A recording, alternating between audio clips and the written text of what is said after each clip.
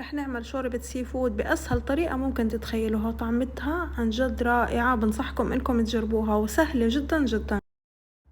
بالطنجرة حطيت زبدة وزيت، رح أحط بصلة مفرومة ناعم وأقلبها لحتى تدبل، بعدين بحط جزرة مبروشة وكمان بقلبها لحتى تدبل. عندي هون كيس من السي فود المشكل وكيس روبيان كانوا مجمدين، خليتهم يفكوا، غسلتهم بس بمي باردة وعصرة ليمونة وصفيتهم، وهلأ بضيفهم فوق خليط البصل والجزر وبقلبهم هيك كلهم سوا مع بعضهم. قلبتهم لمدة دقيقة، وهلا رح احط عليهم فلفل اسود وبهار سمك، اي بهار سمك موجود عندكم، وبحط عليهم معلقتين كبار من الطحين. اذا بتحبوا قوام الشوربة اسمك زيدوا كمان معلقة الطحين. هلا بقلب هيك الطحين لحتى يدوب مع هاي العصارة والخلاصة اللي نزلت من السي فود. رح احط عليهم ورقة غار وبعدين لتر ونص من مرق الدجاج او مرق الخضار حسب ما انتو بتحبوا.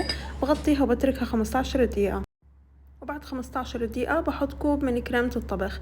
هلأ راح أخليها بس هيك 5 دقايق مع كريمة الطبخ. طبعا بهاي المرحلة بشيل ورقة الغار وبحط كمان معلقة كبيرة من عصير الليمون، وخليت هيك 5 دقايق مع الكريمة. رشة كتير بسيطة من الكزبرة الخضراء عشان ما تتغير عندي نكهة الشوربة.